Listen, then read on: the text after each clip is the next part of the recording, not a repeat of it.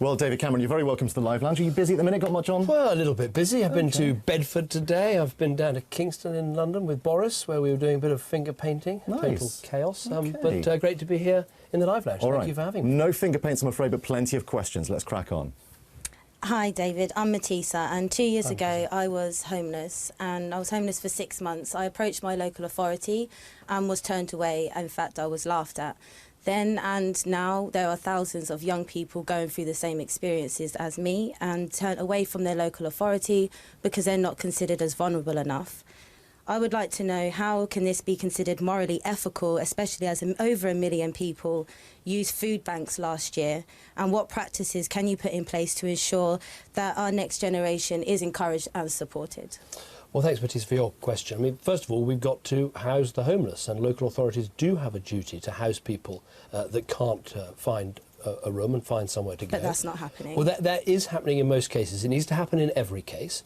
But at the heart of this, we've also got to build more houses. I mean, in the end, that is the problem we've got in Britain. We're not building enough flats and houses. So that means building more council houses, which we have been doing under this government. We've got to go on doing that. But we also need to build more houses for people to buy and own. That means reforming the planning system, making it easier to buy. It means making sure people can get mortgages, which is what Help to Buy is about.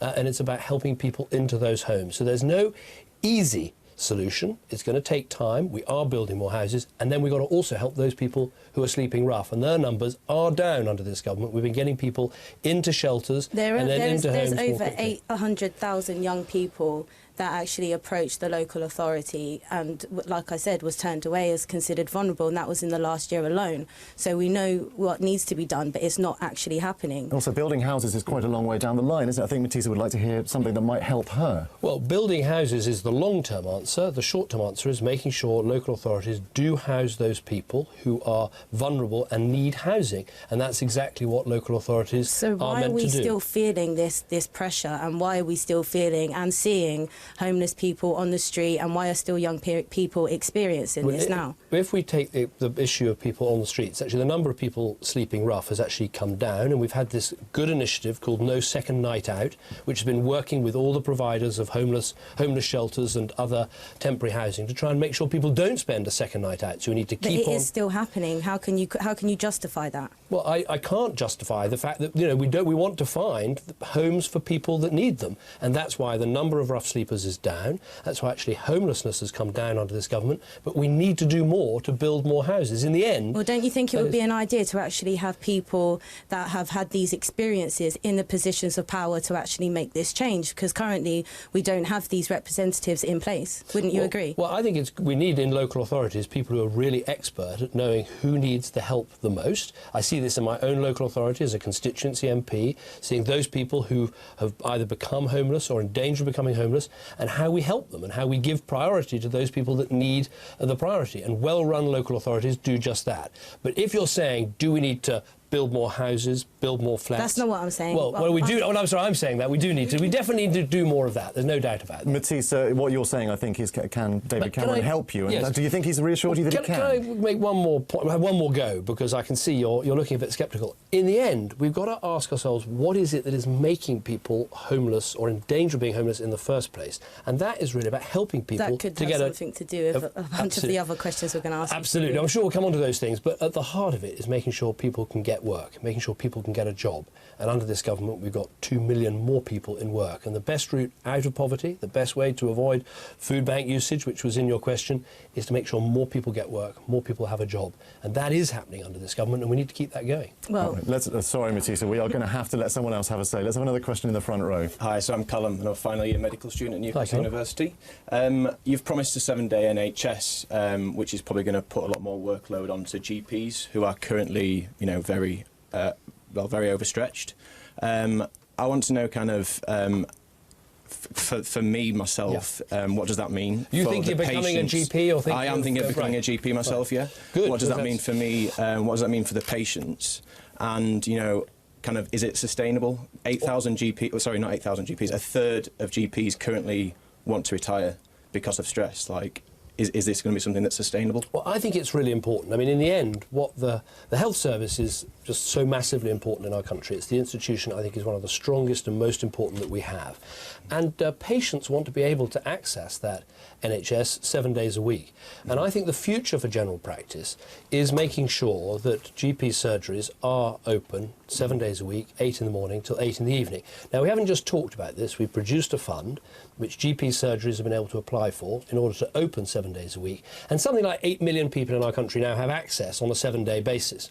We're talking about staff in the NHS. Yes, absolutely. This is important. We're not talking about patients in a minute. Because the staff, yes, but the staff want to serve the patients. You can't run an NHS without any staff. If they all want to leave because they're because it's in a mess. Well, actually, the truth is there are over 1,600 more GPs than when I became Prime Minister. So well, you trained them quickly, didn't you? Well, the point is there are more. To train a GP it takes 7 years to train a doctor. Right, OK, so they started training before you were Prime Minister. Yes, but the point is there are more GPs training at the moment, there are more GPs practising at the moment. OK, so let's talk about... Hold on, no, you just interrupted me. Let me interrupt you. Please. The head of the GPs said actually today there's never been a better time to be a GP because of the way the health service is working. So, of course, we need happy GPs, but we also need happy patients. So what we're saying is by 2020, let's have 7-day opening for all GP surgeries, and I think that will be good for GPs and good for patients. And when you go to a modern GP surgery, OK, we will not just Callum, it's not just GPs, you've also got practice because there are lots of figures, but Callum's a real person. He wants to become a GP, and he's not a happy GP. He's a very frightened would-be GP. I think that the fact that a third of GPs in a recent poll by the BMA have said that they are going to consider retirement or reducing their hours over the next 5 years is quite a scary figure, and 8,000 is probably not going to cover 8,000 extra GPs, which is what you've promised, is not going to cover that third that are wanting to leave because of the stress kind of maintained in GP practice. Well, what I see in GP surgery, and I was at one in my constituency last week where 2 big surgeries have come together in a new, freshly built health centre, and they're very excited about the idea of being open 7 days because what they want to do is actually do more to keep people away from the acute hospitals and carry out more procedures in the GP surgery, not just the GP appointments, but also minor surgery and other, being able to point people towards mental health assistance or physiotherapy, some of the things that people find are going wrong. They're very overstretched at the moment, though. You can't kind of deny that. They work extremely hard. Well, everybody in the NHS does work absolutely, very hard. they work extremely hard, but I think that if we make the money available, what I'm finding is GPs' practices have come forward. Where are you going to get that money from? That's we're getting it. We're saying we're going to fund the NHS plan, the Simon Stevens plan, in full. Because we've got a strong and successful economy, we can afford to do that. And what I'm finding is GP surgeries coming forward and saying, yes, we want to bid for this money to be open 7 days a week because we know that's what our patients want. So if this plan wasn't going to work, we'd know that already because no one would have come forward. But they are coming forward. So, just very quickly, yeah, sorry, when it comes around to the election, at the moment you're not meant to get a majority by the polls, so you're going to be going into a coalition government. Well, I don't think we can presume. Let's say theoretically that happens. Where's this money going to come from when you can't make the cuts that you want to make? Well, the money is coming from our public spending plans. We've just had government for 5 years, right? And we made some difficult decisions, and I'm sure we'll talk about that, and some of them were unpopular, and I know that. But we did make a decision to put more money into the NHS every year. We said the NHS was special. So we put 7 billion more into the NHS. The Stevens plan costs 8 billion more. So we've got the money from the strong economy to be afford to... But waiting times are up, though. Well, no, the number of people waiting, for instance, over 18 weeks for an operation is down. The number of people waiting over 26 weeks is down. So I don't think that's down to government policy. I think it's down to the hard-working people. Absolutely, I agree. It's underpaid and overstretched at the moment. It's all down to the hard work of the NHS, but they have had the backing of a government that has put more money into the NHS every year. And to be fair, my opponents, both Labour and the Liberals, back in 2010, they said don't put more money into the NHS every year. They wanted the cuts balanced across the NHS as well as other departments. I said I thought that was wrong. I thought we should make a special exception for the NHS. We did. And if you elect me as your Prime Minister, I'll do that again. All right, Nis, we want to get as many questions on as we can. Let's have one in the back row. Hi, my name's Lance. Hi, Lance. I'm a music production student from Leeds, and my question is regarding the events that have been going on for quite a while that in the Mediterranean. Yeah. The government's policy on this over the past last year is literally to put it into simple language is let them drown. I don't accept that, Lance. I really don't accept that. Really? But go on. Finish your question, please. Well, I was going to ask how you can defend such a policy. Well, this is a very difficult situation where people are being trafficked by evil traffickers across the Mediterranean with a promise of a better life, and tragically, far too many of them have been drowned. Now, what happened when the numbers started to climb?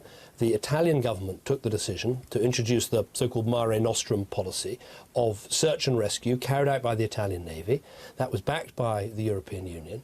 But after a while, the concern, I think first expressed by the Italians, but also by others, was actually the numbers leaving and getting onto boats was actually going up rather than down. So there was a change of policy by the Italians, but I accept agreed by the rest of the European Union, to try and have a more of a sort of Coast Guard approach to stop people leaving. That hasn't worked either. And so, Lance, you're absolutely right that we now need to make a change and make sure there is more search and rescue. And I'm going to Brussels tomorrow, and I'll be arguing, let's have a comprehensive approach. Yes, we need search and rescue, that we can play a role with that. Britain's a wealthy country with strong assets. We can bring some of those to bear, but let's also go after effectively the modern slave traders. Let's go after these appalling people that are encouraging people to get on boats and cross the Mediterranean. Let's also try and stabilise these countries, not just Libya, but also Nigeria, Somalia, Eritrea, Ethiopia, because it's these unstable countries that people are coming from that's part of the problem. You had a go at stabilising Libya, didn't you, by bombing it? Well, I don't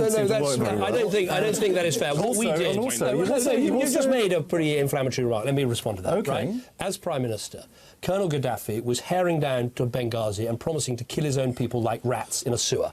I, with President Sarkozy in France, stopped that by making sure there was a military operation. We stopped a genocide. You tried to stabilise it by bombing it. That's exactly what I said. We stopped a genocide, right? Would you have rather we did nothing, let a genocide take place? Do you think you do? Would you feel better as a British citizen? The thing is, you also granted export licences to British companies to send sodium chloride, potassium chloride you're asking me lots of questions. Why didn't you answer a question? Would you feel happy? I'm not asking to be Prime Minister, Mr. Cameron. You're asking for your job back. You granted export licences for British companies to send sodium fluoride, potassium fluoride to Syria.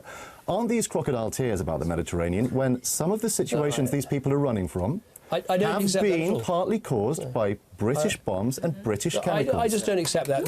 What you're suggesting is we should have stood aside and have a genocide take place in Libya. That's what you're suggesting. I profoundly disagree. Really disagree. I was Prime Minister at the time. I could see what was happening. I could see people were going to be slaughtered in their hundreds, possibly in their thousands. I had a choice. Act and stop it, or stand to one side. We acted, and it was the right thing to do. OK, another question. Hi, Mr. Cameron. Hi. My name's Mary Hassan, and I'm from Derry in Northern Ireland. Your party has made quite a big fuss in the past few months and in your previous government's administration about how tolerance and equality are conservative values, and that, to quote you directly,